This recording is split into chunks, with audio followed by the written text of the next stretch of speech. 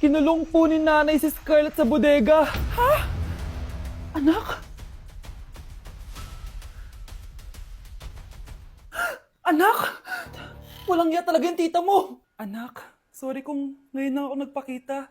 Pinakulong kasi ako ng babaeng yan! Deserve mo makulong! Ikaw ang ikukulong namin dahil child abuse ang ginagawa mo. Ano? At hindi mo na din makukuha ang 50% ng mana. Hindi pwede!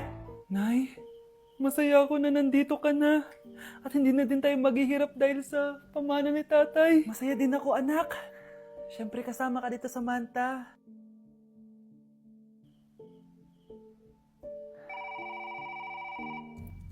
Ano ba? Bakit tawag ka ng tawag, ha? Oo, wala silang kaalam-alam.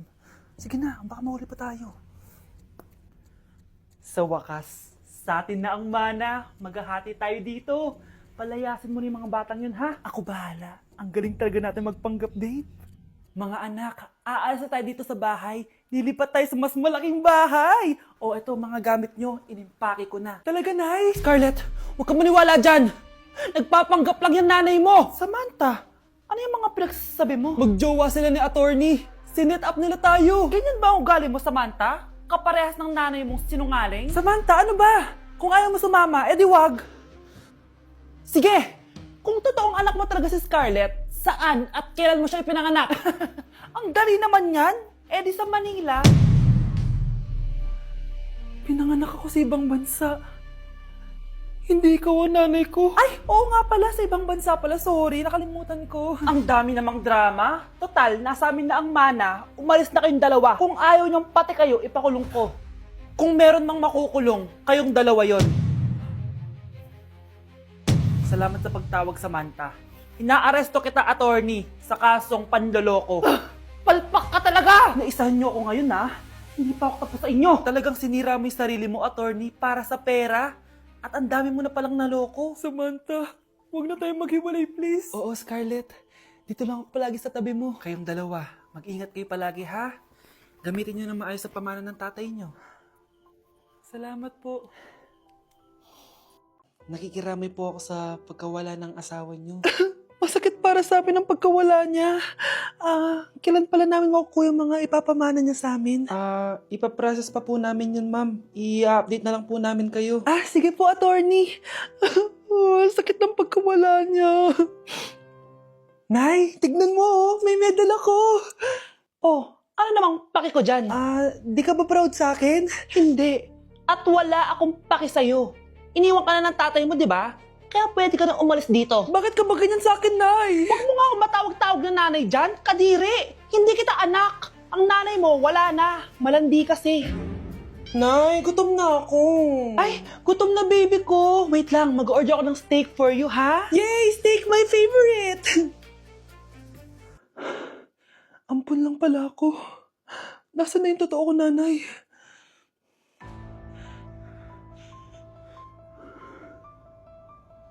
Tulog sila.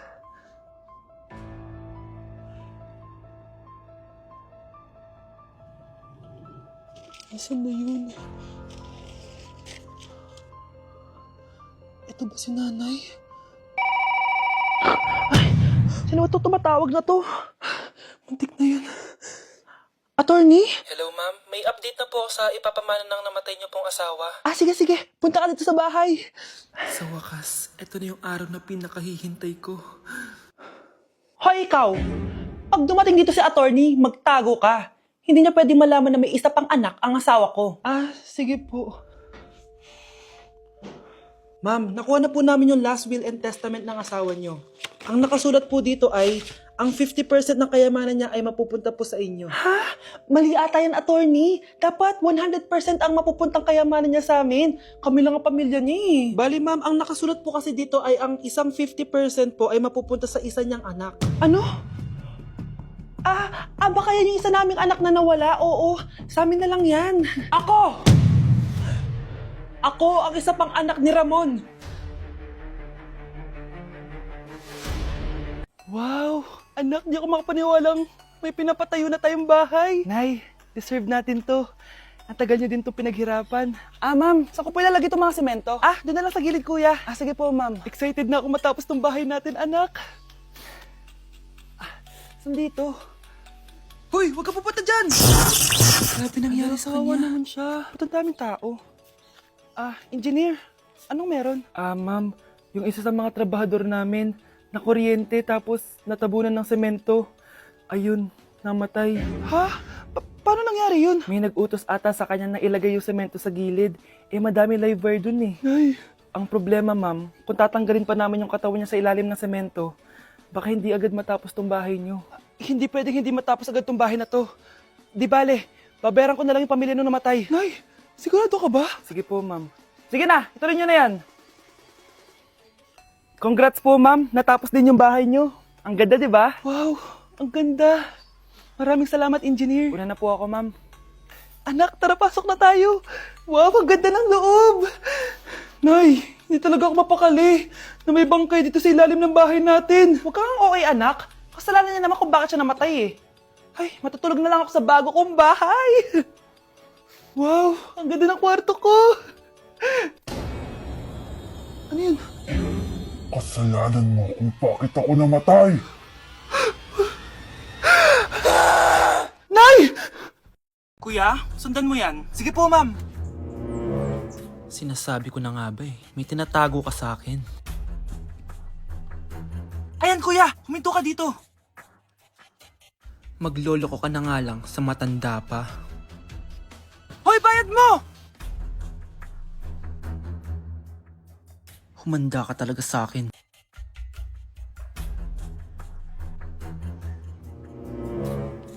Ang sweet niyo naman, may paregalo ka pa ha? Ano yun? Scarlett? Anong ginagawa mo dito? Manloloko ka! Pinagpalit mo ako dito sa matandang pangit na to? May paregalo ka pa, ha? Sa akin nga, wala kang binibigyan na regalo, eh. Scarlett, magpapaliwanag ako. Manahimik ka. At ikaw naman, matandang pangit, sayong-sayo na tong boyfriend ko. Magsama kayong dalawa. Aba, walang respeto tong girlfriend mo, ah. Ano pinagsasabi mo, Scarlett? Nanay ko to. Excuse mo lang yan. Mukha nga nagtatago ka kanina, eh. Nagtatago ako kasi isusurprise namin yung tatay ko. Ganito babae ba yung gusto mo, anak? Yung walang modo? Nay, pagpasensyahan niyo na siya. Tita, sorry po. Anong sorry? Matandang pangit ako, di ba? Lumayas ka dito, babae ka. Sorry na, tita. Ayaw mo lumayas, ha? Brownie! Good boy! Tumakbo ka na! Nay! Impostor? Bakit nandito ka, ha? Walang iya ka? Bakit mo ako ginagaya, ha? Baka nakakalimutan mo. Nanay mo ang sumira ng mukha ko. Ha? Wow! Hoy, Sofia! Tandaan mo! Katulong ka dito, di ba? Huwag kang paupa-upo lang dyan. Ma'am, kakatapos ko lang po maglinis. Nagpapahinga lang po ako. Talaga sumasagot ka pa sa amo mo, ha? Nay, ang dumi pa dito, oh. Hindi niya ginagawa na maayos yung trabaho niya. Walang iya ka? Madumi pa pala dito? At nakuha mo pang magpahinga dyan. Paano nangyari yun? Ma'am, nilinis ko na po yan. Maniwala po kayo. Eto. Yung mukha ko! Ang sakit! Ayan, pati mukha mo, dudumi na. Umalis ka na dito! Tatanggalin na natin ha. Buti na lang talaga mabilis kang gumaling. Ayan, kuhang-kuha yung mukha ng pinapagaya mo. Dok, kamukha ko nga siya. Pinag-ipunan ko talaga to. Nagtataka lang ako. Yung ibang tao, mga artista yung pinapagaya ang mukha. Yung sa'yo parang normal na tao lang yung pinagaya mo. Dok, may kailangan lang akong gawin. Kung ano man yan, mag-ingat ka ha. Ano? Ikaw si Sofia? Napakawalang ya mo din no? Niloko mo pa kami! Mas walang ya kayo, mga hayop! Nay, baka gusto niya ulit mabuhusan ng asido sa mukha. Asido? Gusto mo ng round 2? Eto, round 2!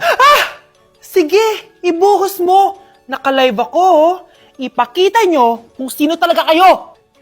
Ano? Alisin mo yan? Ano? Takot na kayo, no? Tignan ko na lang kung hindi kayo masisira sa mga tao. Hindi kami pwede masira.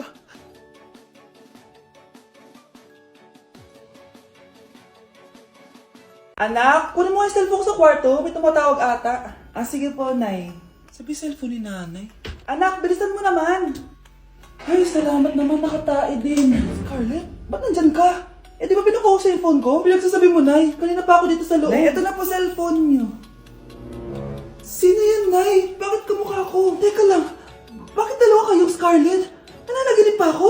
Nay, ako yung totoong Scarlett. Ha? Sinungaling! Ako to, Nay. Ang totoong Scarlett. Sandali nga! Hindi na ako tutuwa sa inyong dalawa, ha? Isa lang ang solusyon dito. Magtatanong ako at kung sino ang makasagot ng tama, siya at itong Scarlett. Unang tanong, saan ako may balat? Balat? Ah, Nay! Sa puwet! Nay, sa kifi. Tama, kifi. Ha? Totoo ba, Nay? O diba alam ko? Susunod na tanong, ano ang timbang ko? Mukha kang 100 kilos, Nay. 75 kilos? Tama, 75 kilos. Yes. Huling tanong, ano ang birthday ko? Birthday? Mahina pa naman ako sa ganyan. April 14, 1977? April 15, 1977. Tama! Ikaw nga ang totoong Scarlett. At ikaw, dahil talo ka, lumayas ka na dito, impostor! Ay! Sino ba kasing Scarlett na yun? Bakit kamukha ko siya? Anak, kilalang kilala mo talaga ako, no? Siyempre naman, Nay, anak mo ko eh. Worth it lahat ng pagpaparetoke ko dahil sinira mo ang mukha ko noon. Ngayong napaniwala na kita, gaganti na ako sa'yo.